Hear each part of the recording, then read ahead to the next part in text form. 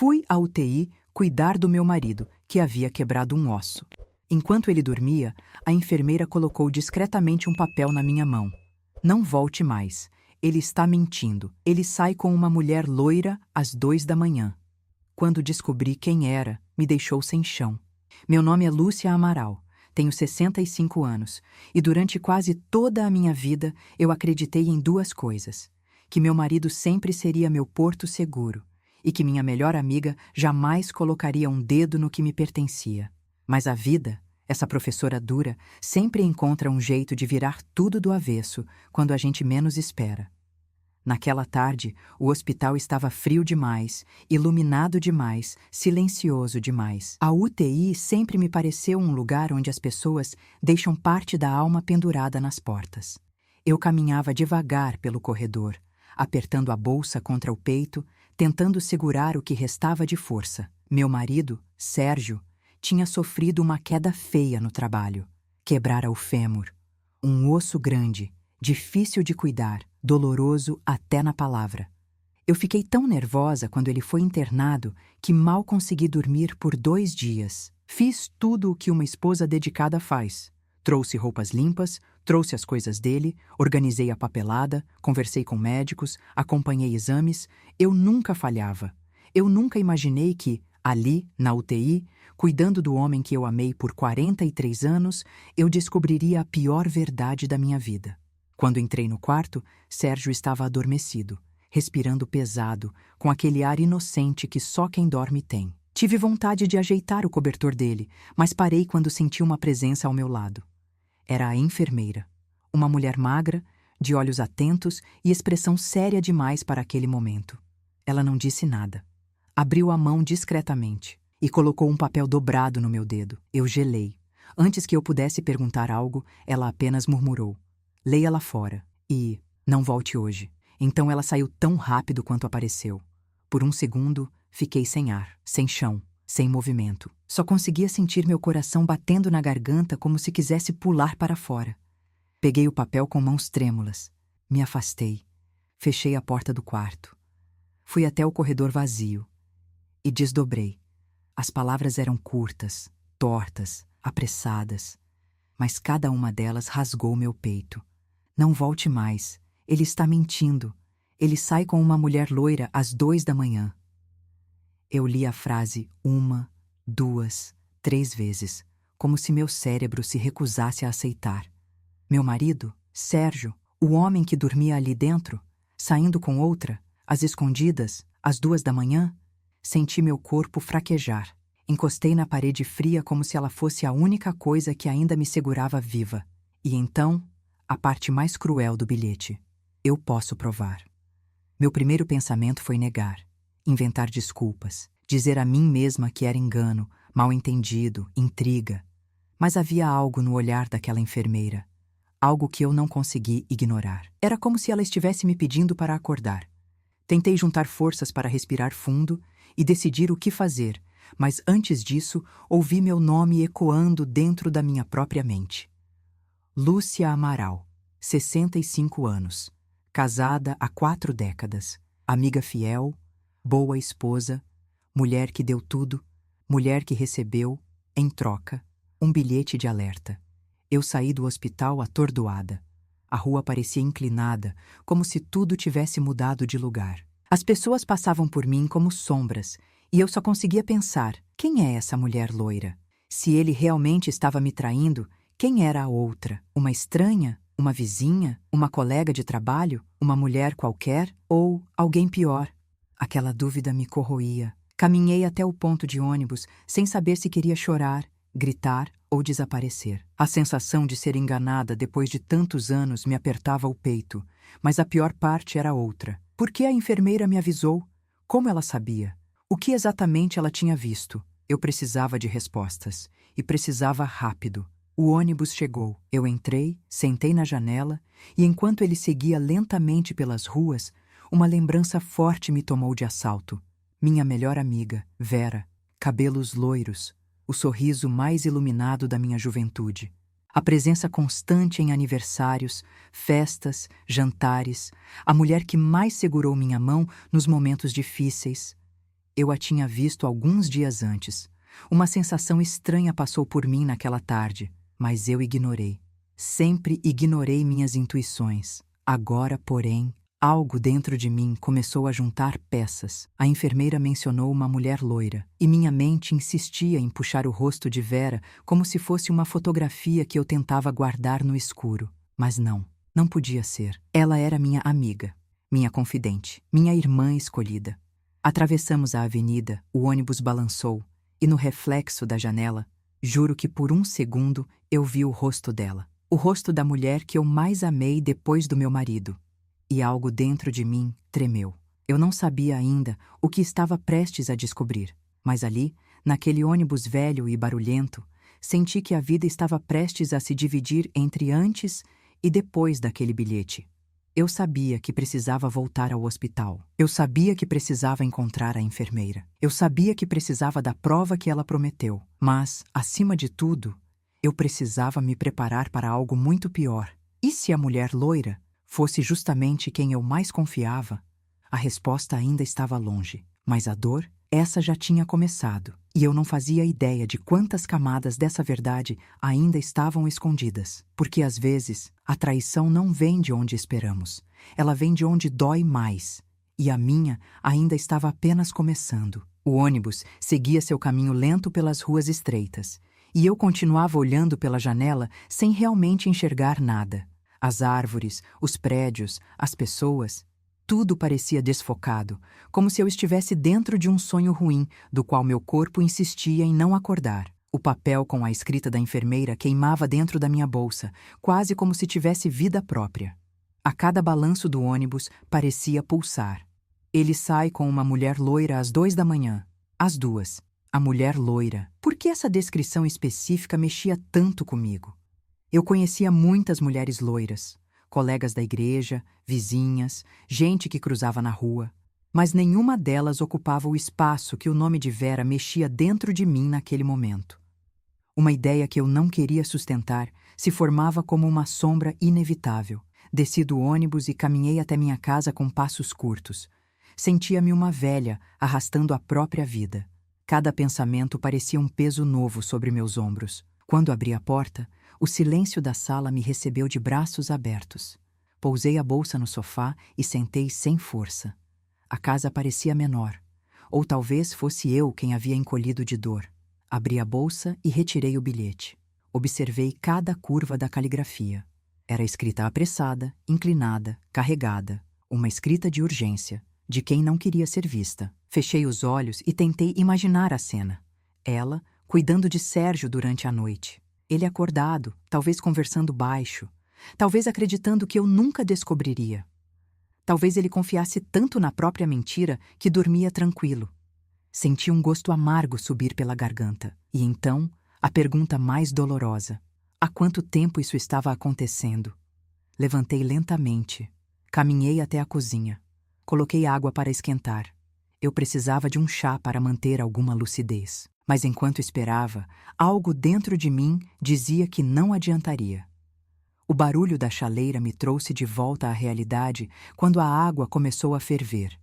Preparei o chá, levei a xícara para a mesa e fiquei olhando o vapor subir, como se nele eu pudesse ler alguma resposta, algum sinal, algum consolo. Mas o vapor apenas subia e sumia. O telefone tocou. Quase derrubei a xícara. Peguei o aparelho com a mão trêmula. Era Vera. Senti o sangue escapar do meu rosto. Ela nunca ligava naquele horário. Nunca. Lúcia? Disse ela com aquela voz aberta, doce, conhecida. Você está em casa? Estava pensando em passar aí daqui a pouco para a gente conversar um pouco. Faz dias que não nos vemos, né? Minha língua colou no céu da boca. Meu coração martelou como se estivesse preso dentro de uma caixa. Senti vontade de desligar, de gritar, de perguntar, de acusar, mas eu apenas respondi: hoje não, Vera. Estou cansada. Outra hora. Ela riu, como se nada estivesse errado. Tudo bem, eu entendo. Quer que eu leve sopa amanhã? Ou um bolo? Eu posso ir com você visitar o Sérgio também, se quiser. Através do telefone, juro que pude sentir sua respiração. E pela primeira vez, aquela voz que tantas vezes me acolheu me pareceu estranha, falsa. perigosa. Não precisa, Vera, respondi, firme. Eu vejo isso depois. Tá bem então, disse ela, animada demais. Qualquer coisa, me chama. Beijo, amiga. Ela desligou. Eu permaneci imóvel com o telefone na mão por longos segundos. Amiga. A palavra ecoou com maldade dentro de mim. Bateu no meu estômago como um soco lento. Meu corpo inteiro protestou. Se ela era inocente, por que meu coração não acreditava nisso? Por que aquela ligação parecia ensaiada? Por que parecia que ela estava checando onde eu estava? Minha cabeça girava. Eu precisava da enfermeira. Precisava saber o que mais ela tinha visto. Precisava da prova. Decidi que voltaria ao hospital naquela mesma noite. Não iria ao quarto do Sérgio. Não iria vê-lo. Eu só precisava da enfermeira. Aquela que me alertou. A única que tinha coragem. Peguei a bolsa e caminhei até o ponto de táxi. O céu da noite estava pesado, cinza, prestes a chover. Entrei no táxi e pedi que me levasse ao hospital. Durante o percurso, meu coração batia forte, mas minha mente parecia finalmente acordar. As peças começavam a se encaixar. Pequenas coisas que antes eu ignorava agora faziam sentido. Sérgio passou a chegar mais tarde nos últimos meses. Troca constante de perfume. Banhos longos às madrugadas. Mensagens que ele apagava com rapidez. E eu sempre confiava. Sempre. Eu me sentia uma tola. Quando cheguei ao hospital, fui direto à recepção da UTI. A mesma enfermeira não estava lá. Perguntei à moça do balcão. Com licença, a enfermeira do turno da tarde, a que tem cabelo preso, magra, ela está hoje? A recepcionista revisou uma lista. A senhora fala da enfermeira Carla? Ela entrou em intervalo há pouco. Deve estar no refeitório. Meu coração disparou. Carla. Agora eu tinha um nome. Fui até o refeitório. Procurei com os olhos até encontrá-la sentada perto da parede, tomada por um semblante sério demais para o horário. Aproximei-me devagar. Carla, sou eu. Lúcia Amaral. A senhora me entregou um papel há pouco. Ela levantou o rosto na mesma hora, e seus olhos disseram tudo antes que ela abrisse a boca. Ela segurou meu braço e me puxou discretamente para o canto mais afastado. A senhora veio. Eu estava com medo que não viesse. Por favor, disse eu com a voz quebrada. Me diga o que está acontecendo. Quem é essa mulher loira? Como você sabe que ele sai com ela? Carla respirou fundo, olhou para os lados, acomodou melhor a postura e falou. Eu vejo seu marido saindo do hospital todas as noites. Ele não dorme aqui. Ele diz para os médicos que está em dor extrema, mas assim que a equipe troca de turno, ele pega as próprias roupas, sai pela porta lateral e vai embora. Meus joelhos quase cederam. Vai para onde? Carla hesitou. Para a casa de uma mulher loira. Eu sei porque já o vi entrando. Seguindo ele uma vez, descobri quem era. O ar faltou. Carla apertou meu braço. E a senhora vai precisar de muita força para ouvir isso. Eu engoli seco. Diga, eu preciso saber. Ela respirou profundamente, quase com pena, e revelou. A mulher loira é sua amiga, a senhora Vera. Meu mundo inteiro desabou. Como se alguém tivesse arrancado o chão debaixo dos meus pés e deixado apenas um buraco sem fim. Senti a vista escurecer. Minha pele gelou. A mão tremia sem controle. Minha melhor amiga. Minha irmã de alma. A mulher que eu acolhi na minha casa. A mulher que segurou minha mão quando perdi minha mãe. A mulher que dividiu risos, almoços, segredos. A mulher que eu mais confiei. Era ela. Era ela. Vera. Eu não consegui falar. Não consegui respirar. Carla tocou meu ombro. Sei que é difícil, mas a senhora precisava saber. Eu apertei a bolsa contra o peito como quem segura um coração prestes a desmoronar e percebi, com uma dor que não existe palavra capaz de traduzir.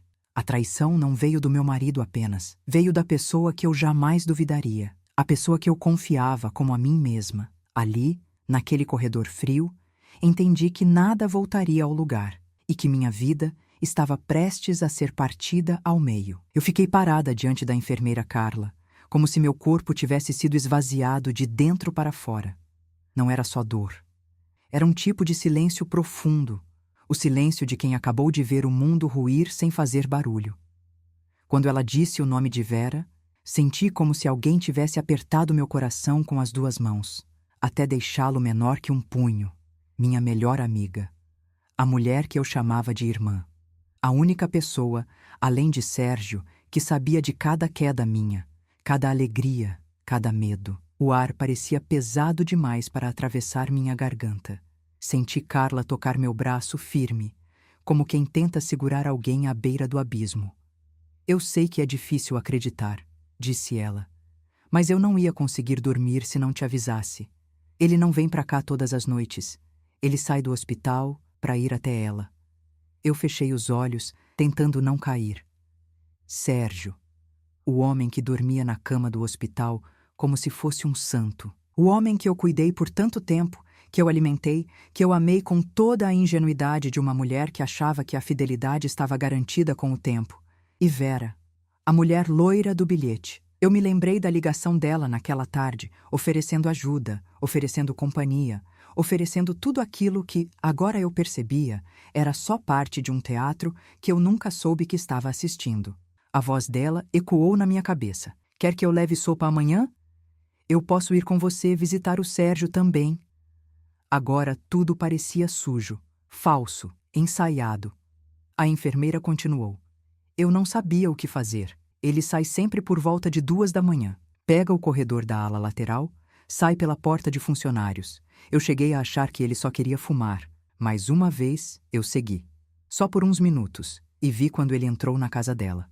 Na casa da senhora Vera. O som do nome dela doeu como se tivesse garras. Você tem certeza? Perguntei, embora dentro de mim a resposta já estivesse clara. Absoluta. Carla colocou a mão no peito. Eu não tenho nada contra ele. Mas traição é traição. E quando eu vi que você vinha cuidar dele todos os dias, com carinho, com preocupação, com medo na alma, eu não aguentei. Alguém precisava te abrir os olhos. Eu respirei fundo. Mas minha respiração não vinha.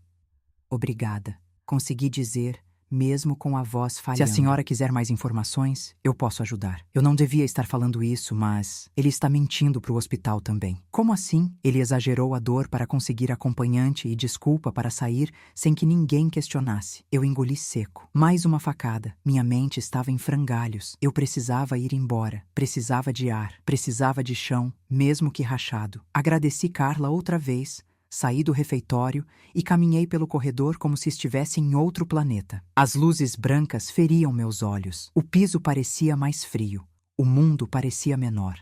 Quando cheguei à saída do hospital, parei diante da porta automática. O ar noturno entrou nos meus pulmões como um choque. Eu não chorava, não gritava, não tremia. Era pior. Eu estava em um estado de lucidez brutal.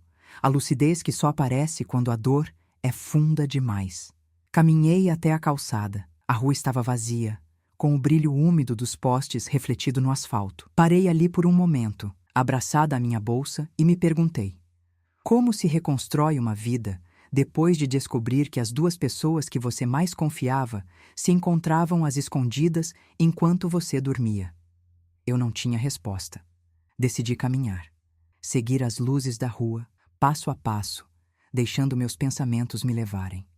A imagem de Vera não saía da minha cabeça. Seu sorriso, seu perfume doce, o jeito como ela inclinava a cabeça quando eu falava, o carinho com que segurava minha mão em momentos difíceis. E, de repente, todos os pequenos gestos começaram a ganhar outro tom. Eu me lembrei de uma noite, semanas antes, quando ela veio me visitar sem aviso. Disse que tinha passado por perto, mas estava maquiada demais, perfumada demais, com pressa demais. Eu me lembrei das vezes em que ela insistia para eu descansar enquanto ela ajudava Sérgio com alguma coisa. Meus olhos se abriram como lâminas naquela calçada. E então, uma lembrança ainda mais dolorosa. Aquele dia em que ela me abraçou e disse: amiga, você merece alguém que te ame do jeito certo. Senti meu estômago afundar. Vera sabia. Ela sempre soube. Ela estava dentro da história desde o começo. E eu, cega. Quando cheguei em casa, minhas mãos tremiam. Abri a porta com dificuldade. A sala estava escura, silenciosa, um lugar onde eu já tinha sido feliz. Agora, parecia apenas um vazio. Desabei no sofá, pressionei o bilhete contra o peito e respirei fundo. Eu precisava ver com meus próprios olhos. Não bastava ouvir, não bastava acreditar. Eu precisava da prova final. E isso significava ir até a casa dela, a casa de Vera. Mas não naquela noite, não naquele estado. Eu podia colocar tudo a perder. Fechei os olhos, tentando encontrar uma saída. E então entendi. A verdade não dói quando chega. Ela dói quando finalmente se instala. Ali, sozinha no escuro, percebi que minha vida tinha mudado para sempre. E que, no dia seguinte, eu daria o primeiro passo para descobrir toda a verdade, mesmo que isso rasgasse o resto do meu coração. No dia seguinte, acordei com a sensação de que meu corpo não me pertencia. Parecia que cada pedaço de mim tinha envelhecido 10 anos durante a madrugada. Era uma mistura de ressaca emocional, incredulidade, vergonha e raiva, mas uma raiva silenciosa, quente, firme. Aquele tipo de raiva que nasce quando a dor finalmente encontra a força para se defender. Acordei cedo, antes mesmo do sol nascer. Sentei-me na beira da cama e fiquei olhando o chão por alguns minutos, tentando juntar coragem para levantar. A casa parecia diferente, como se estivesse observando meus movimentos, esperando a próxima decisão. E eu sabia que, naquele dia, não poderia continuar sendo a mulher que ignorava sinais. Eu precisaria ver, precisaria confirmar. Peguei uma xícara de café preto, forte, e fiquei parada na cozinha. Enquanto o vapor subia, meus pensamentos giravam em círculos. A voz da enfermeira repetia na minha mente: ele sai com uma mulher loira às 2 da manhã. A mulher loira. Eu vi ele entrando na casa dela. Casa dela, casa de Vera. Meu coração latejou como um animal ferido, mas eu respirei fundo. Eu precisava de clareza, de estratégia, de calma. Pensar como uma mulher traída não adiantaria. Eu precisava pensar como alguém que quer descobrir a verdade. Peguei meu telefone, abri o WhatsApp. Escrevi uma mensagem curta para Vera. Bom dia, amiga. Está em casa hoje? Eu sabia que ela responderia rápido. Vera sempre respondia rápido para mim. Era parte da maneira como ela me envolvia. E alguns minutos depois, veio a resposta. Bom dia, Lu. Estou sim. Quer vir tomar um café comigo? Meu estômago se embrulhou. Quer vir tomar um café comigo? Era como se ela me oferecesse veneno com açúcar. Fiquei olhando a mensagem por longos segundos. Ela não desconfiava de nada. Ela acreditava que eu continuava no escuro. Ela achava que eu ainda era a mulher ingênua que confiava cegamente. E isso me deu um poder que eu nunca tinha sentido antes. Respondi. Sim, passo aí em 2 horas. Enquanto escrevia, senti uma calma estranha percorrer meu peito. Não era tranquilidade, era foco. Eu tinha 2 horas para me preparar, 2 horas para organizar minha mente, 2 horas para enfrentar a mulher que roubou meu marido enquanto segurava minha mão e me chamava de irmã. Vesti uma roupa discreta, prendi o cabelo, olhei meu rosto no espelho. Não era o rosto de uma mulher destruída. Era o rosto de alguém que finalmente tinha acordado. Peguei minha bolsa e saí. Caminhei devagar pelas ruas do bairro até chegar à esquina da rua onde Vera morava. Eu conhecia aquela caminhada tão bem, mas naquela manhã, cada passo parecia estranho, carregado de outra energia. Parei ao virar a esquina. Observei a casa dela à distância. Pintura bem feita, portão claro, flores no jardim, um lugar acolhedor para quem olhava de fora. Mas agora eu sabia. Sob aquele teto existia engano, traição, mentira e talvez até prazer. Senti o coração reagir e segui. Quando cheguei ao portão, respirei fundo e toquei a campainha. Ela abriu a porta quase no mesmo instante, o rosto sorridente, os cabelos loiros soltos, brilhantes ao sol da manhã. O perfume doce que eu conhecia há décadas. Lu, disse ela, abrindo os braços radiante. Que bom te ver. Eu a abracei. E naquele abraço, que parecia tão normal, eu reconheci tudo o que havia de falso. Ela me apertou como sempre. Mas agora eu sentia algo diferente. A sensação de que, dentro daquele mesmo gesto, existia veneno. Entramos. A sala de Vera era impecável, como sempre.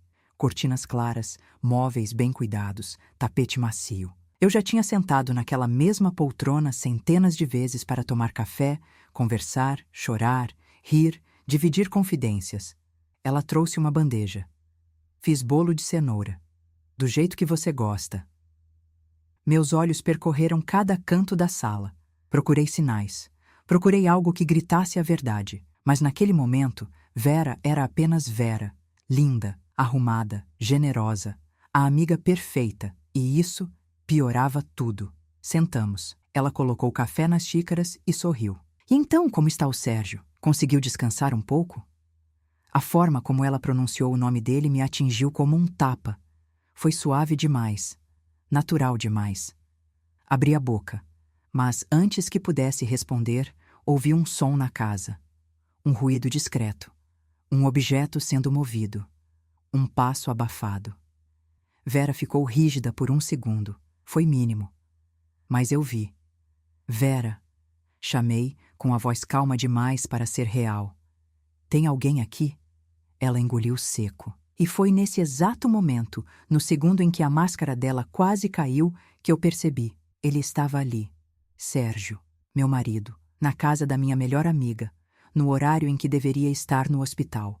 Senti minha garganta fechar, meus dedos formigarem, meu peito latejar como um tambor preso em uma gaiola. Vera tentou sorrir.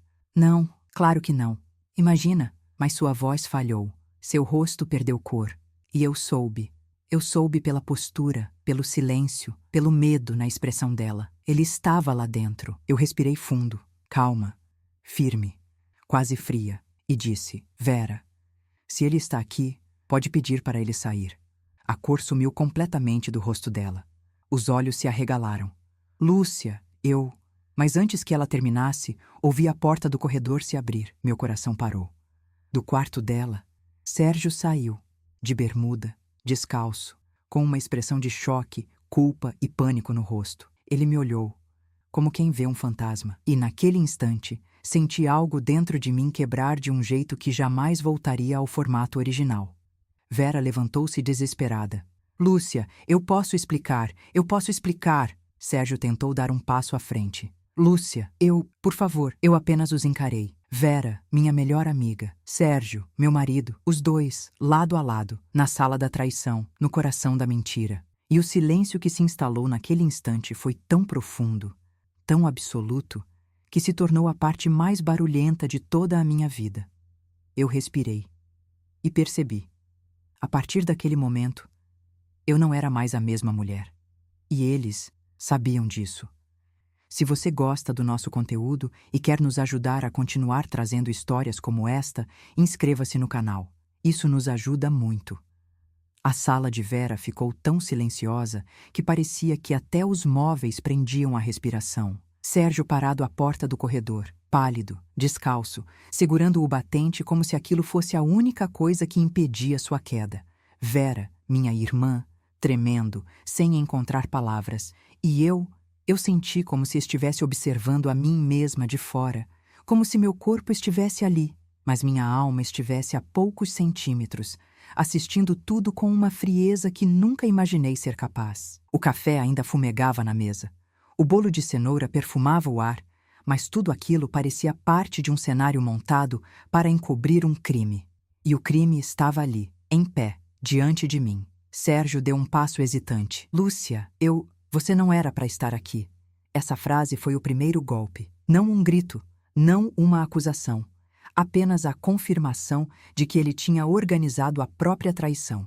Ele planejou cada madrugada em que saía do hospital, cada mentira que me contou, cada desculpa que usou para justificar o cansaço, o cheiro diferente, a distância. Não era para eu estar ali. No mundo dele, eu devia continuar cega. Vera segurou a própria mão, nervosa. Lúcia, por favor, deixa eu explicar. Eu levantei a mão, interrompendo-a. Não fale agora, Vera. Você já falou demais na minha vida sem que eu soubesse. Ela engoliu seco. Sérgio baixou os olhos. Eu respirei fundo, e cada respiração parecia atravessar um deserto.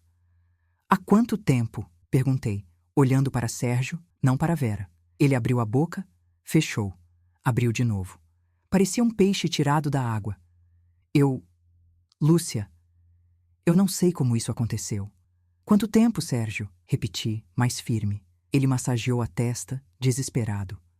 Uns meses. Vera arregalou os olhos, tentando corrigir. 4 meses, Lúcia. Só 4. Não foi mais do que isso. Aconteceu uma vez. E depois outra, e outra, e outra. Não minta para mim dentro da sua própria casa. Ela congelou. Sérgio esfregou o rosto. Eu tava confuso. O trabalho, a idade, a rotina. Você sabe como a vida pesa. Eu o encarei com uma calma que não condizia com o que eu sentia. Eu sei como a vida pesa, Sérgio. Eu carreguei a nossa quase sozinha. Silêncio. Dos 3. Só então percebi. Eles estavam com medo. Medo de mim. Da mulher que nunca levantou a voz, nunca discutiu, nunca ameaçou ir embora. A mulher que sempre perdoava, sempre entendia, sempre segurava tudo. Mas essa mulher não existia mais. Caminhei pela sala. Observei a casa dela como quem olha um palco de tragédia. Vocês realmente achavam que eu nunca descobriria? Vera tentou se aproximar. Lúcia, eu te amo. Você é minha melhor amiga. Mas aconteceu num momento e... Eu virei o rosto para ela tão rápido que sua frase morreu pela metade. Você me ama? Ela levou a mão à boca, como se tivesse percebido o absurdo do que disse. Eu continuei. Você me ama tanto que abriu sua casa para o meu marido todas as madrugadas? Você me ama tanto que me abraçava enquanto ele saía daqui escondido? Você me ama tanto que ele quebrado, deitado num hospital. Você ainda o queria aqui?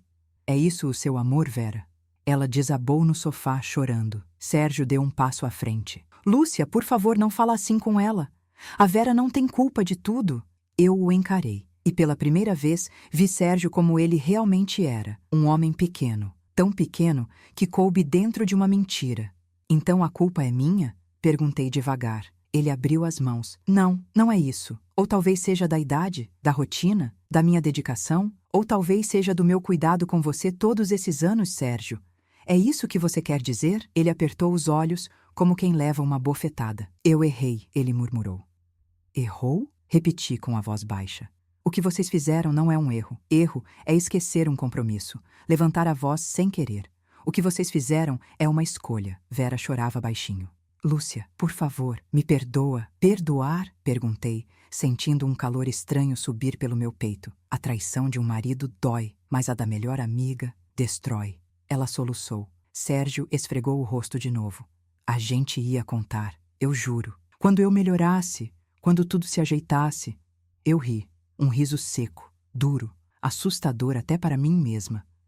Vocês iam me contar, vocês iam montar uma mesa bonita, fazer um café e me dizer, Lúcia, nós estamos juntos. É isso? Sérgio abaixou a cabeça. Vera chorava ainda mais.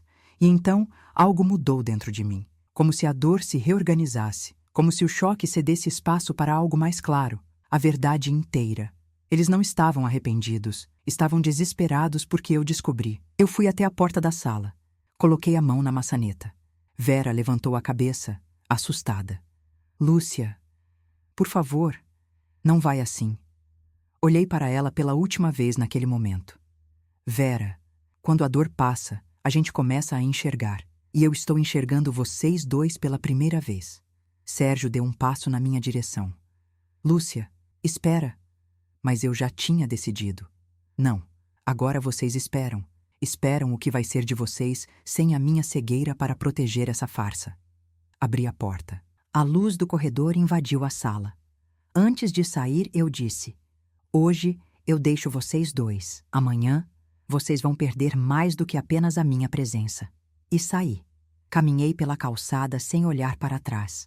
A brisa da manhã bateu no meu rosto como se quisesse apagar os rastros de tudo o que vivia ali dentro. Mas eu sabia. O que viria depois seria ainda maior, porque não basta descobrir a verdade. É preciso decidir o que fazer com ela. E eu estava pronta. Quando deixei a casa de Vera naquela manhã, o céu parecia mais claro. Mas dentro de mim ainda havia um nublado que nenhum sol seria capaz de dissipar tão rápido. Meu coração estava em pedaços, mas meus passos, esses estavam firmes. Um corpo sabe quando uma alma tomou uma decisão. Caminhei alguns quarteirões, sem sentir as pernas. A verdade que eu acabara de ver com meus próprios olhos doía tanto que parecia atravessar minha pele. Traição é uma faca que não precisa de força. Ela entra devagar, silenciosa, certeira. E os dois, Sérgio e Vera, tinham me atingido com a mesma lâmina. Fui para casa, fechei a porta. E imediatamente minha mente entrou num estado de lucidez afiada, como se finalmente tivesse acordado de um sonho de 40 anos. Eu precisava pensar, precisava agir, precisava me proteger. Sentei-me na mesa da cozinha, coloquei água para ferver. E antes mesmo que ela borbulhasse, eu já estava anotando mentalmente tudo o que ainda precisava saber. 1. Desde quando eles estavam juntos? 2. Por que Vera? 3. O que Sérgio escondia além da traição? 4. O que exatamente a enfermeira queria dizer com "ele está mentindo"? Eu havia descoberto metade da verdade, mas a outra metade ainda estava obscurecida por detalhes que, eu sentia, seriam ainda mais dolorosos. Enquanto pensava, o telefone vibrou. Era uma mensagem do hospital. Senhora, Lúcia, seu marido perguntou da senhora. Disse que precisa falar urgentemente. Eu respirei fundo. Claro que ele precisava. Depois de me ver na casa de Vera, Sérgio sabia que a vida dupla dele estava prestes a desmoronar. Mas naquele momento, eu não estava pronta para ouvi-lo. Ou melhor, eu não estava pronta para ouvir mentiras. Deixei o celular de lado. Ele enviou outra mensagem. Por favor, me atende. Depois outra. A gente precisa conversar. E outra. Eu errei, mas eu te amo. Essa me deu vontade de rir. Rir de nervoso. Rir de incredulidade. Rir da audácia que só quem trai tem. Ignorei todas. Meu silêncio seria o primeiro golpe. À tarde, uma visita inesperada mudou o rumo das coisas. Quando a campainha tocou, meu coração deu um salto. Por um instante temi que fosse Sérgio, ou até mesmo Vera. Mas ao abrir a porta, vi a enfermeira Carla. Ela estava séria, cansada, com aquela expressão de quem carregava uma culpa que não era dela. Desculpa vir sem avisar, disse ela, mas achei que a senhora precisava saber de mais algumas coisas. Entre, respondi, abrindo a porta. Carla se sentou à mesa da cozinha e pousou a bolsa no colo, inquieta. Hoje de manhã, depois do que aconteceu, Sérgio não voltou para o hospital, disse ela. Eu arqueei as sobrancelhas. Ele saiu? Sim, ele estava no quarto quando a equipe fez a primeira ronda. Depois disso, ninguém o viu mais. Sumiu. Meu estômago virou. Então, ele tinha fugido. Ou corrido até Vera. Ou, quem sabe para onde. Carla respirou fundo e continuou. Tem mais. Eu fui olhar o prontuário dele com mais atenção e encontrei inconsistências. O tipo de fratura que ele tem não é compatível com a queda que ele alegou. Meu coração parou. Como assim? Carla abriu a bolsa e tirou uma folha impressa. A fratura sugere impacto provocado, não acidental. Como se ele tivesse se machucado de propósito. Eu levei a mão à boca. Ela me olhou nos olhos. Eu acredito que ele usou a internação para ter uma desculpa perfeita, para desaparecer de casa, para se encontrar com ela, para manter essa vida paralela sem a senhora perceber. O chão pareceu se mover. Então não era apenas traição, era manipulação. Plano, cálculo. Carla respirou fundo. E tem mais uma coisa, disse ela, hesitando. Vera esteve no hospital há 3 dias. Eu senti meu peito se contrair. Ela o visitou? Não oficialmente, Carla respondeu. Ela entrou pela porta lateral, perguntou em qual quarto ele estava, ficou menos de 10 minutos e saiu sem falar com ninguém. Eu senti uma onda de calor subir pelo meu rosto. Vera esteve lá.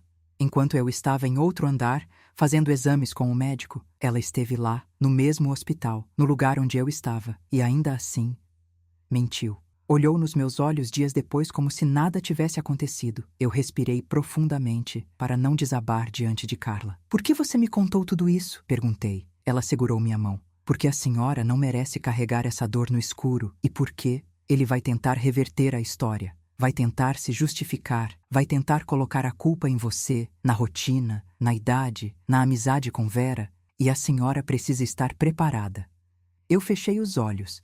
Aquilo tudo parecia pesado demais para caber em um dia só, mas era a verdade. Carla se levantou. Se a senhora precisar de mim, eu estou no hospital todos os dias. Não deixe que ele faça a senhora duvidar da sua própria clareza. Ela saiu. E no instante em que a porta se fechou, senti algo mudar dentro de mim. Uma força nova, um tipo de lucidez que só nasce no fundo da dor. Eu não era mais a esposa traída. Eu era a mulher traída. E traídas podem ser destruídas, ou podem se levantar. Eu decidi me levantar. Fui até o quarto.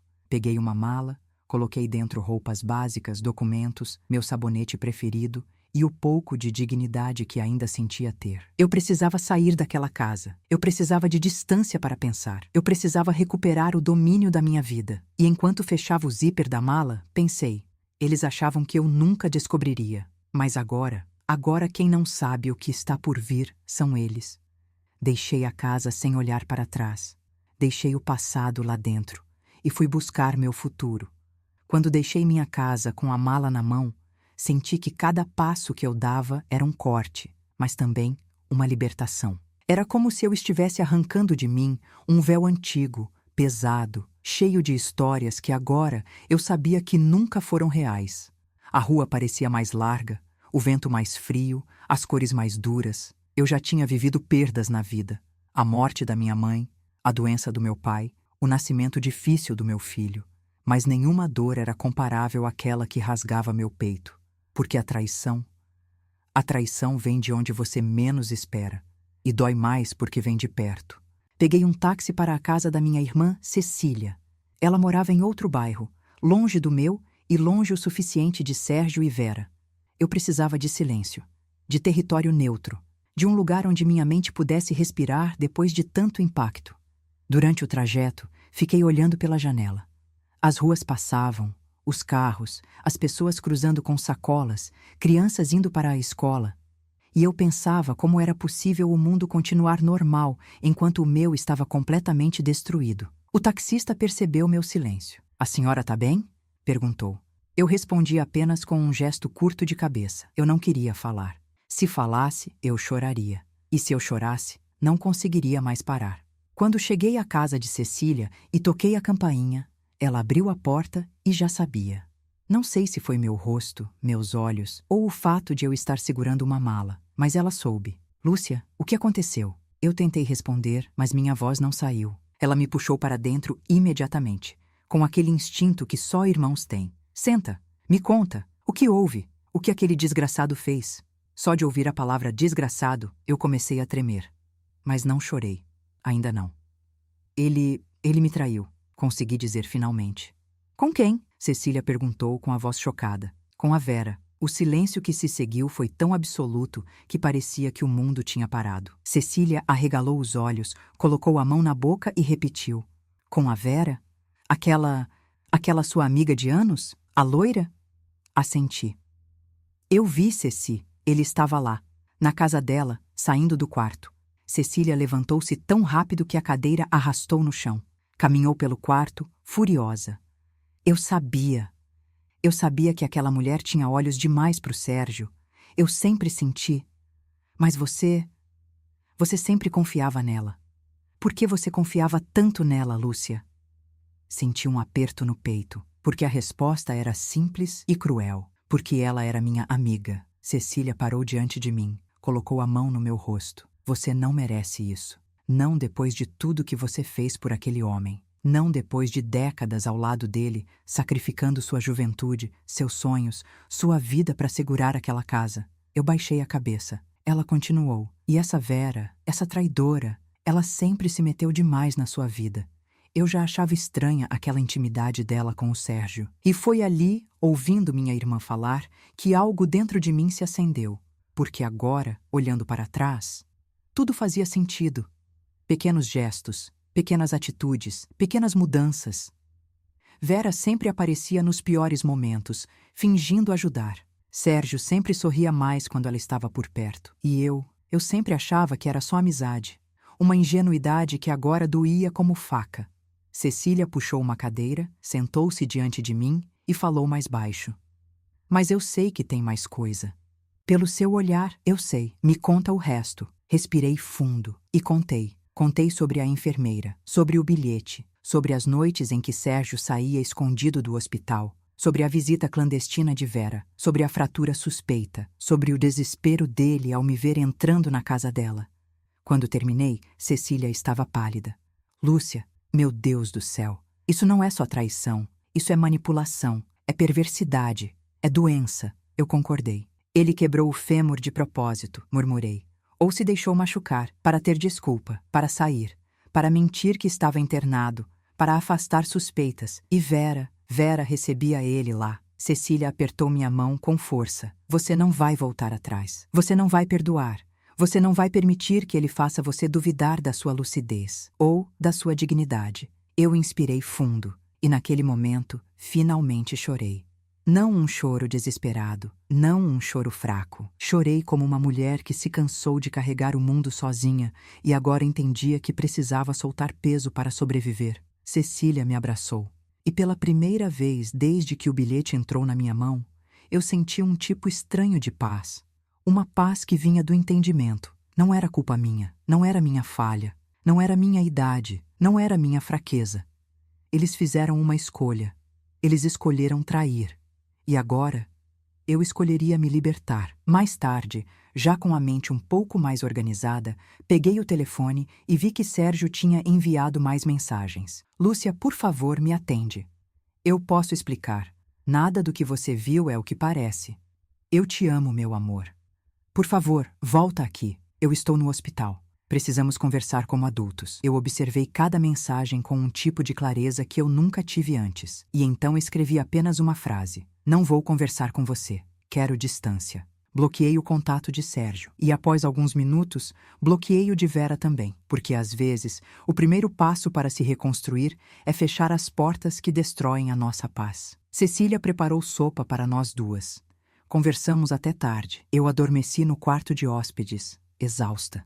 Mas antes de dormir, uma pergunta ecoou pela minha mente. Por que Sérgio fez tudo isso? Por que Vera? E por que agora? Eu sabia que ainda havia mais. Pedaços da história que eu não conhecia. Pedaços que, cedo ou tarde, viriam à tona. E eu estava pronta. Estava mais forte do que no dia anterior. Estava mais inteira. Mais consciente. Porque a verdade dói. Mas também liberta. E a minha libertação estava apenas começando. Acordei na casa de Cecília com o som suave dos pássaros na janela. Por um segundo, esqueci de tudo. Esqueci de Sérgio, de Vera, da traição, do bilhete, da fratura suspeita. Por um segundo, fui apenas Lúcia, a mulher que existia antes da queda. Mas a memória não perdoa, ela volta. E quando voltou, veio inteira como uma onda fria.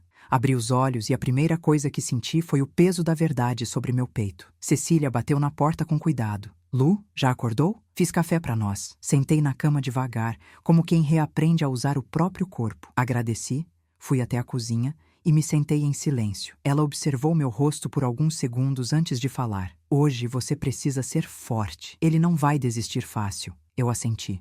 Eu sei. Tomei um gole de café e senti a quentura despertar minha mente. E ela precisava estar desperta, porque naquele dia eu não enfrentaria apenas a dor. Eu enfrentaria razões, e as razões às vezes doem mais que os fatos. Enquanto eu comia devagar, o telefone de Cecília vibrou na mesa. Ela olhou a tela e arregalou os olhos. É do hospital, disse ela, tensa. Atende. Peguei o celular dela com as mãos ainda trêmulas. Alô? A voz do médico-chefe veio séria, quase urgente. Senhora Lúcia Amaral? Sim. Precisamos conversar com a senhora sobre o caso do seu marido. Há informações importantes que não podemos discutir por telefone. A senhora poderia vir ao hospital ainda esta manhã? Senti uma fisgada no peito. Eu vou, respondi. Desliguei. Cecília se aproximou. O que foi? O hospital quer falar comigo. Deve ser sobre a fratura ou sobre as saídas dele. Ela apertou minha mão. Eu vou com você. Quando chegamos ao hospital, a sensação de estar voltando ao cenário do crime foi inevitável. Cada corredor parecia carregar um fragmento da mentira que Sérgio construiu. Mas eu respirei fundo e segui em frente. O médico nos recebeu em sua sala com um semblante tenso. Senhora Lúcia, antes de qualquer coisa, sinto muito que esteja passando por tudo isso. Eu fechei os dedos sobre a bolsa. Ele continuou. Precisamos esclarecer algo sobre a fratura do seu marido. E a senhora deve ouvir isso antes que ele tente construir alguma narrativa paralela. Meu coração começou a acelerar. A fratura do fêmur dele, continuou o médico, não aconteceu da forma como ele relatou. Não foi uma queda de uma pequena altura. É compatível com impacto direto contra uma superfície dura ou com... Ele hesitou. Agressão. Cecília engasgou ao meu lado. Eu, porém, permaneci imóvel. Minha mente começou a conectar pontos. O médico prosseguiu. Há também sinais de uma pancada recente nas costelas. Ele omitiu isso. E ele abriu o prontuário. Há marcas de pressão nos pulsos, como se alguém o tivesse segurado com força. Eu senti o chão sumir. Está querendo dizer que alguém machucou o Sérgio? Consegui perguntar. Sim, mas não sabemos quem. O que sabemos é que ele mentiu sobre como tudo aconteceu. E, mais alarmante, ele pediu para que ninguém da família fosse avisado no dia da internação inicial. Meu peito apertou. Ele não quis que eu soubesse, nem Vera, nem mais ninguém. O que ele disse ao hospital? Perguntei. O médico folheou o prontuário. Ele afirmou que estava protegendo alguém. Alguém que ele não queria que fosse prejudicado. Cecília franziu o rosto. Aquela cobra daquela Vera, sussurrou. Mas o médico fez um gesto com a mão. O nome que ele deu não foi de uma mulher. Olhei para ele, confusa. Então quem foi? Ele respirou fundo e disse. Ele disse que estava protegendo o filho de vocês. Cecília levou a mão à boca. Eu fiquei sem ar. Meu filho, o meu filho. Isso não faz sentido, sussurrei. Meu filho não tem nada a ver com isso. O médico continuou. Senhora Lúcia, eu não posso afirmar nada sem provas, mas geralmente, quando alguém esconde uma causa real de ferimentos, há envolvimento emocional. Seu marido parece temer que, se a senhora soubesse quem realmente o feriu, isso destruiria a família. Ele disse isso. Meu coração congelou. Destruir a família. E então, algo começou a se formar na minha mente. Uma lembrança antiga, um olhar estranho, uma tensão que eu nunca compreendi totalmente. Cecília tocou meu ombro. Lu, você está pálida. Eu estava muito além disso. Eu estava entrando em um labirinto que nunca imaginei existir. Respirei fundo. Doutor, o que mais ele disse? O médico ajustou os óculos. Ele pediu para a senhora não saber. Disse que, se a verdade viesse à tona, ele perderia mais do que o casamento. Eu engoli em seco. E, nosso filho? Ele disse o nome dele? O médico hesitou. Sim. Ele disse que estava protegendo o Marcelo. Meu mundo girou. Marcelo, meu único filho. Aquele que sempre teve uma relação complicada com o pai. Aquele que evitava brigas. Aquele que ficava em silêncio quando algo o magoava. Eu senti uma pontada na têmpora. Cecília apertou minha mão. Lu, você está pensando o mesmo que eu? Eu fechei os olhos e admiti pela primeira vez. Se Sérgio mentiu sobre tudo isso, então a traição pode ser apenas a superfície. Senti um arrepio atravessar minha espinha. Sérgio protegendo o Marcelo? Sérgio apanhando? Ou brigando? Ou escondendo algo que envolvia meu filho? Eu não sabia, mas algo estava claro. A história era muito maior do que apenas uma traição. E havia algo grave entre pai e filho que eu nunca soube. E isso doía de um jeito novo.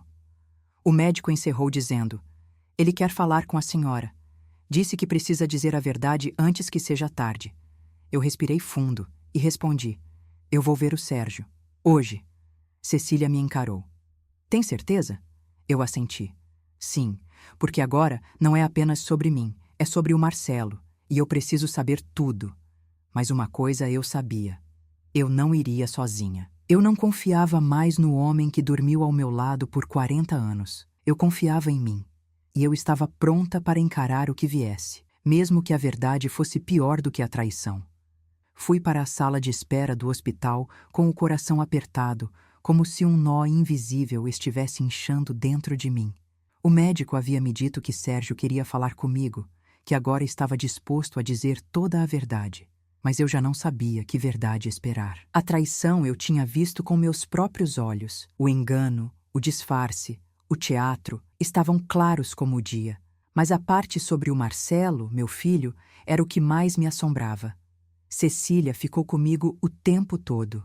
Ela tentava transmitir calma, segurando minha mão, mas eu sentia o tremor leve nos dedos dela. Nem ela estava tranquila, e isso só aumentava minha ansiedade. Quando o médico voltou, fez um sinal para que eu o seguisse até um setor mais reservado. Cecília veio atrás, mas ele ergueu a mão. A conversa é só com a senhora. Cecília parou no corredor. Olhou para mim. Qualquer coisa, eu estou aqui, disse ela com firmeza. Assenti e entrei. O quarto estava silencioso, iluminado apenas pela luz difusa que entrava pelas persianas.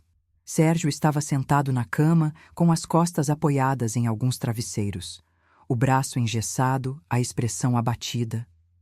Mas o que mais me chamou a atenção não foi o rosto cansado. Foi o medo. Ele estava com medo de mim, do que eu sabia, do que eu poderia fazer. Parei a alguns passos da cama. Não me aproximei muito. Eu não sentia segurança para isso. Ele tentou sorrir fracamente. Lúcia, obrigado por vir. Minha voz saiu firme, mas baixa. Você disse que queria falar comigo. Fale. Ele engoliu seco, como se fosse difícil começar. Eu sei que te magoei. Sei que o que você viu foi horrível. Eu queria ter evitado. Eu queria... Ele fechou os olhos. Eu queria ter sido mais forte. Não respondi. Eu não estava ali para ouvir lamentação. Eu estava ali para ouvir fatos. Sérgio respirou fundo. Eu não queria que você descobrisse desse jeito. A Vera, ela me ouviu. Ela me estendeu a mão quando ninguém mais queria ouvir o que eu tinha para dizer. Meu estômago embrulhou. Pare, disse eu. Não tente justificar o que você fez. Eu não estou aqui por isso. Quero saber a verdade sobre a fratura, sobre as mentiras e, principalmente, sobre o Marcelo. O nome do nosso filho deixou Sérgio completamente pálido. Ele abaixou a cabeça.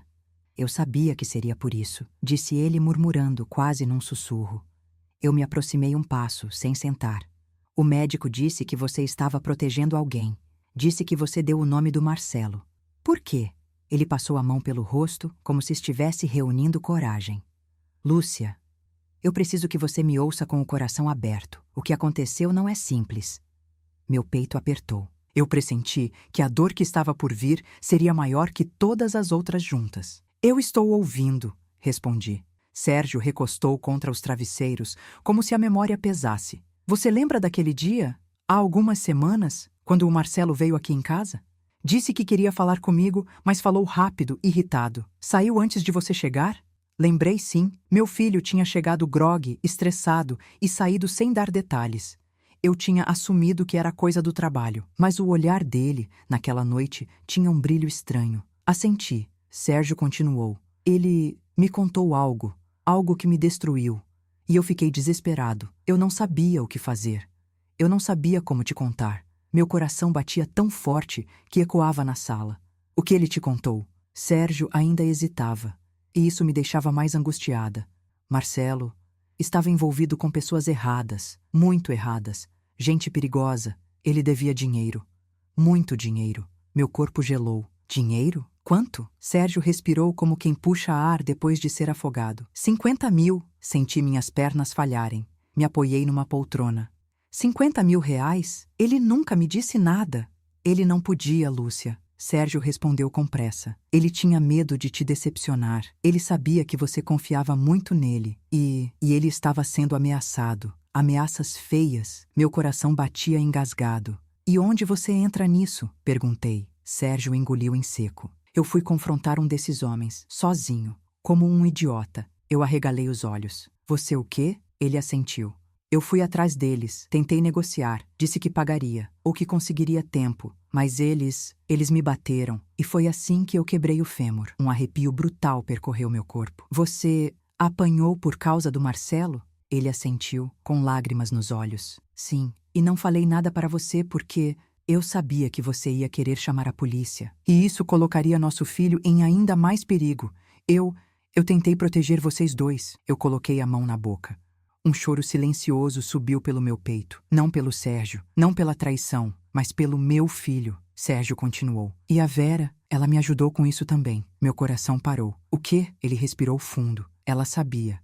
Ela viu o Marcelo uma vez, desesperado. Ela tentou ajudar, e então as coisas saíram do controle. Eu me afastei.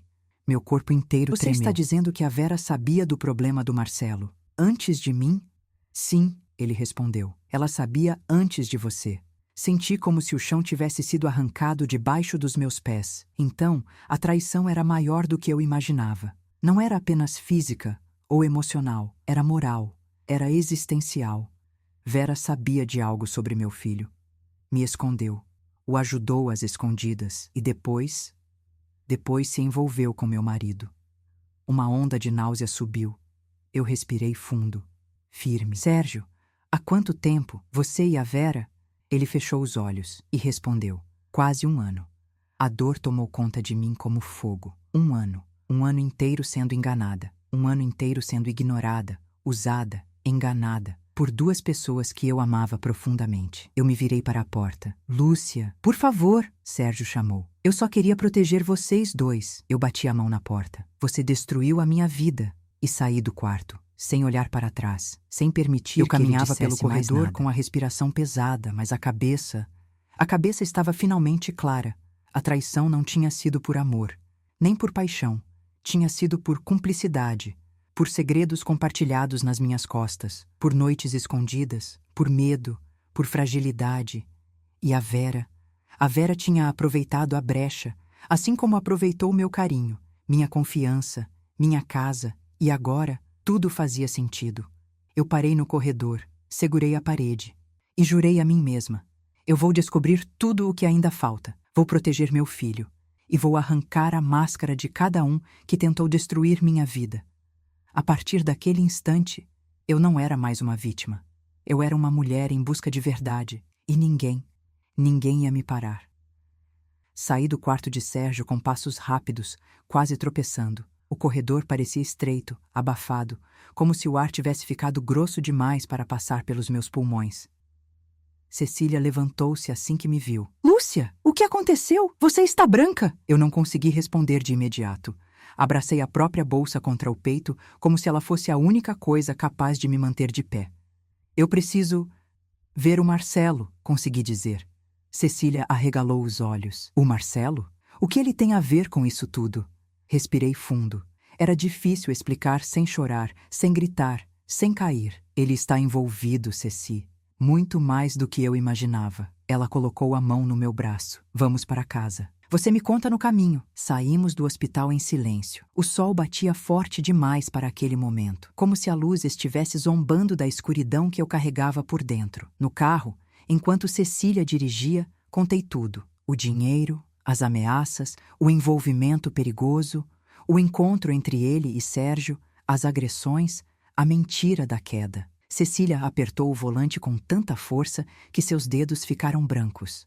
Meu Deus, o Marcelo nunca disse nada disso para mim também. Como ele se meteu numa coisa dessas? Eu suspirei profundamente, tentando controlar a dor. Eu não sei, mas eu sei que preciso saber. Quando chegamos à casa da minha irmã, peguei meu celular. Minhas mãos tremiam. Procurei o contato do Marcelo. Ele estava online. Escrevi: Marcelo, preciso falar com você. Agora. É urgente. Ele respondeu quase na mesma hora. Mãe, o que aconteceu? Meu coração disparou. Venha para a casa da sua tia Cecília. Vou te esperar. A resposta demorou mais, como se ele estivesse processando, como se tivesse medo. Finalmente ele disse: Estou indo. Desliguei o celular e comecei a andar pelo quarto de hóspedes, nervosa, inquieta. Lúcia, Cecília disse, aproximando-se. Você precisa estar preparada. Dependendo do que ele disser, sua vida vai mudar outra vez. Eu engoli em seco. Ela já mudou. 1 hora depois, a campainha tocou. Meu coração quase saiu pela boca. Marcelo entrou. Meu filho, meu menino. Agora, um homem feito, mas ao mesmo tempo, tão perdido quanto uma criança no escuro. Ele olhou para mim com uma expressão que eu nunca tinha visto. Culpa, medo, vergonha. Mãe, o que aconteceu? A senhora mandou uma mensagem muito estranha. Eu respirei fundo. Precisava começar. Senta, Marcelo. Ele sentou. Cecília ficou em silêncio, ao meu lado. Eu puxei uma cadeira e sentei diante dele. Eu fui ver o Sérgio hoje. Ele fechou os olhos. Eu imaginei. Ele me contou sobre as ameaças, sobre o dinheiro que você devia e sobre o que aconteceu naquela noite. Os olhos do Marcelo se encheram de lágrimas. Mãe, eu não queria te envolver nisso, mas me envolveu, respondi. E envolveu seu pai também. Ele abaixou a cabeça. Eu pude ver seus ombros tremendo. Eu fiz uma burrada, mãe. Eu me envolvi com gente errada e achei que conseguiria sair antes que ficasse sério. Mas não consegui. Minha garganta queimou. Por que você não me disse nada, Marcelo? Por quê? Ele levantou o rosto, chorando como quando era menino. Porque eu tinha vergonha, mãe. Porque eu não queria que você soubesse que eu fracassei de novo. Porque eu sabia que você ainda acredita em mim. E eu não queria destruir isso. Meu peito se partiu. E por que você procurou o seu pai? Perguntei, com a voz embargada. Ele respirou fundo, tremendo. Porque ele parecia mais forte, mais preparado. Eu achei que ele ia saber o que fazer. Eu fechei os olhos. A verdade doía, mas era verdade. Marcelo continuou. Eu não sabia que ele ia atrás daqueles homens, mãe. Eu nunca teria deixado. Nunca. Eu só contei porque queria que ele me ajudasse a negociar. Mas ele tentou resolver sozinho. E apanhou. Foi culpa minha. Ele começou a chorar de novo, com o rosto entre as mãos. Eu destruí vocês dois, mãe. Eu destruí nossa família. Aquela cena, meu filho, adulto, quebrado, confessando, era quase insuportável de ver. Eu me aproximei, sentei ao lado dele, coloquei a mão em seu ombro e disse: Marcelo, você errou sim, e seu pai errou ainda mais, mas você ainda é meu filho, e enquanto eu tiver força, vou lutar por você. Ele levantou o rosto chorando. Mãe, eu não mereço você. Eu acariciei seu rosto com o carinho mais antigo do mundo. Merece sim, porque você se arrependeu, porque você enfrentou e porque ainda tem jeito. Cecília fungou do outro lado. Ela também chorava. Respirei fundo. Mas agora você precisa me contar tudo, cada detalhe, sem esconder nada. Marcelo respirou fundo, enxugando o rosto. Eu vou contar tudo, mas, antes de tudo isso, tem mais uma coisa que a senhora precisa saber. Meu coração acelerou. O quê? Ele fechou os olhos, como se estivesse reunindo coragem. A Vera sabia de tudo. E não contou à senhora porque ela não queria que você desconfiasse delas, nem do caso. Meu estômago virou. Ela usou o problema do Marcelo, ele murmurou, para se aproximar do pai, para entrar na vida dele. E depois, virou o que virou.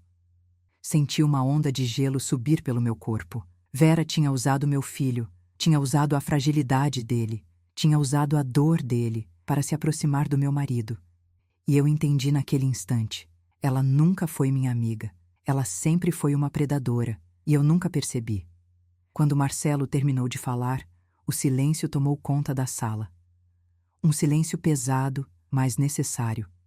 Eu me levantei lentamente e disse com uma firmeza que nem eu sabia que tinha: agora eu sei de tudo, e agora eu vou fazer o que precisa ser feito. Marcelo me olhou, assustado. O que a senhora vai fazer, mãe? Eu o encarei com uma força nova dentro de mim. Eu vou proteger a minha família, a verdadeira, e vou colocar cada pessoa no lugar onde merece estar. E naquele momento, eu deixei de ser uma mulher destruída. Eu me tornei uma mulher decidida. Depois que Marcelo terminou de contar tudo, senti como se cada palavra dele tivesse sido uma agulha costurando a verdade, linha por linha, dor por dor. Era como se, enfim, eu estivesse olhando o quadro completo, e ele era muito pior do que eu imaginava. A traição de Sérgio e Vera não tinha sido apenas um ato de desejo, de fraqueza ou de hábito. Não, tinha sido construída em cima do desespero do meu filho, das dívidas dele, do medo dele, da culpa dele. Eles se aproximaram enquanto eu estava ocupada tentando segurar o mundo com as duas mãos, e usaram o que havia de mais precioso para mim, o meu próprio filho. Quando a verdade termina de chegar, ela não grita, ela não explode, ela simplesmente se instala. Mas quando se instala, muda tudo. Marcelo estava sentado no sofá, ainda tremendo. Cecília caminhava de um lado para outro, indignada, murmurando insultos contra Sérgio e Vera. Eu, porém, estava calma. Assustadoramente calma. Porque minha dor já tinha virado outra coisa. Tinha virado direção. Tinha virado propósito. Eu precisava agir. Não por vingança, mas por justiça. Por minha dignidade. Por Marcelo. Por mim. Sentei-me novamente ao lado dele. Marcelo, você sabia que seu pai estava com a Vera? Ele olhou para baixo, envergonhado. Eu desconfiei. Algumas coisas que ele disse, a forma como falava dela, mas eu não queria acreditar. E eu tinha medo de te machucar mais. Eu respirei fundo. E ele nunca te contou que estava apanhando por sua causa? Marcelo balançou a cabeça lentamente. Não, nunca. Ele me fez acreditar que estava resolvendo tudo bem. Eu não sabia que ele tinha se machucado daquele jeito. Eu nunca soube que tinham quebrado o fêmur dele. Quando descobri, já era tarde demais para mudar qualquer coisa. Olhei nos olhos dele. Filho, você errou, mas você é meu filho. E o que aconteceu agora é maior do que os seus erros. É sobre quem tentou se aproveitar do seu momento mais frágil. Marcelo fechou os olhos, segurando o choro. Mãe, por favor, não me abandona. Eu não tenho mais ninguém. Meu peito apertou. Meu filho, ele tinha medo de me perder. E isso foi a coisa mais dolorosa que ouvi durante toda aquela tempestade. Segurei o rosto dele entre minhas mãos. Eu nunca vou te abandonar, Marcelo. Mas você vai ter que consertar o que fez. Vai ter que assumir. Vai ter que crescer. Eu posso perdoar você, mas você precisa se perdoar também. Ele chorou, e eu o abracei como se ele fosse um menino de 5 anos outra vez. Quando o abraço terminou, minha decisão já estava tomada. Eu me levantei. Cecília parou na hora. Lúcia, o que você vai fazer? Eu vou falar com ela, respondi. Os olhos dela se arregalaram. Com a Vera? Agora? Assenti lentamente. Sim, agora. Marcelo ficou de pé imediatamente, em pânico. Mãe, não! Você não vai lá! Ela não merece nem que a senhora pise na porta da casa dela. Olhei para ele. Não vou lá por ela. Vou por mim. E por você. Ele balançou a cabeça. A senhora não sabe do que ela é capaz. Eu o interrompi com doçura. Marcelo, eu vivi a vida inteira achando que conhecia as pessoas. Hoje eu sei que não conheço ninguém, mas conheço a mim mesma. E isso é o suficiente. Cecília respirou fundo. Eu vou com você. Sorri. Eu sei. Eu não esperava menos. E assim, minutos depois, estávamos no carro. Eu, Cecília ao volante, Marcelo atrás. O caminho até a casa de Vera parecia mais curto do que deveria ser. Ou talvez fosse apenas a pressa do destino me empurrando para o inevitável. Ao chegar na rua dela, respirei fundo. O portão estava aberto, como se convidasse qualquer um a entrar, mas eu sabia. Por trás daquela aparência acolhedora havia veneno. Cecília estacionou o carro. Tem certeza, Lúcia? Ela perguntou pela 4ª vez. Tenho. Abri a porta. Senti o ar da rua bater no rosto. Era quente, denso, mas não me abalou. Marcelo colocou a mão em meu braço. Mãe, cuidado. Eu sempre tive cuidado demais, filho. Hoje, não mais. Caminhei até o portão. Cada passo parecia ecoar pelo chão. Bati na porta. 1, 2, 3 vezes. Nada. Bati mais forte. Até que ouvi passos do outro lado. A porta abriu. E ela apareceu. Vera. Cabelos loiros impecáveis. Rosto maquiado. Olhos arregalados ao me ver. Por um segundo, depois, ela congelou. Sorriu. Um sorriso nervoso, instável. Lúcia, eu não esperava que você... Eu a interrompi. A gente precisa conversar. Ela tentou disfarçar o pânico. Claro, entre, amiga, por favor. Eu ergui o rosto e disse calmamente. Eu não sou mais sua amiga, Vera. O sorriso dela morreu, completamente. Ela engoliu em seco. Então você já sabe. Sei da traição. Sei das visitas escondidas no hospital. Sei da casa. Sei do caso. Sei de tudo. Vera ficou sem cor. Olhei fundo nos olhos dela, mas eu não tinha terminado. E disse, e também sei que você usou o problema do meu filho para se aproximar do meu marido. Você jogou com a dor dele, jogou com o medo dele, jogou com a minha vida, e isso eu nunca vou perdoar. Ela recuou um passo. Eu avancei um. Você não destruiu só o meu casamento. Você destruiu a minha confiança. Você destruiu o que éramos. Você destruiu a si mesma. Ela abriu a boca para falar, mas eu ergui a mão. Não vim aqui ouvir suas desculpas. Eu vim aqui te devolver tudo que você fez com a minha vida. O silêncio, o desprezo, a mentira, a falsidade. E vim aqui dizer que a respiração dela acelerou. Eu finalizei. Eu nunca mais quero ver você. Nunca mais quero ouvir seu nome. Nunca mais quero ter você na minha história. Vera chorou, mas suas lágrimas não tocaram meu coração. Eu virei as costas, e pela primeira vez em muitos anos, senti que estava caminhando para longe, e não perdendo nada. Eu estava ganhando. Meu filho, minha dignidade, minha vida de volta. Eu virei as costas para a casa de Vera enquanto ela ainda soluçava na porta, e senti algo que não sentia havia muito tempo. Leveza. Não era felicidade, não era vingança, era leveza. A sensação de que, finalmente, eu tinha soltado um peso que carreguei por décadas sem perceber. Cecília correu até mim. Lúcia, você tá bem? Eu olhei para ela, respirei fundo e respondi. Eu estou. Pela primeira vez, eu estou mesmo. Ela me abraçou. Marcelo se aproximou devagar, com medo, como um menino que se culpa pelo estrago de um terremoto que não causou sozinho. Eu toquei o rosto dele, acariciando seu queixo como quando ele tinha 5 anos. Filho... Agora acabou. Agora a verdade inteira está à luz. E a luz cura. Ele desabou em lágrimas e me abraçou forte. Mãe, eu prometo que vou mudar. Eu prometo que vou fazer tudo certo dessa vez. Eu sorri, apertando as costas dele. Eu sei que vai, e eu estarei aqui para ver você se levantar. Voltamos para a casa de Cecília. Sentei na varanda, com um copo d'água nas mãos, observando a tarde cair. Aquele silêncio gostoso que só as casas antigas da minha família tinham parecia abraçar minhas dores e transformá-las em cicatrizes. Cicatrizes que doem, mas já não sangram. Marcelo estava na cozinha conversando com Cecília. Ele parecia mais tranquilo, mais disposto a enfrentar as consequências, mais consciente de si. E isso enchia meu peito de um sentimento que eu achei que jamais voltaria a sentir tão cedo: esperança. Foi então que meu celular vibrou. Uma mensagem. Lúcia, por favor, me atende. Eu preciso te pedir perdão. Sérgio. Eu li, respirei fundo e apaguei a mensagem. Bloqueei o número de novo. Não era ódio, era encerramento.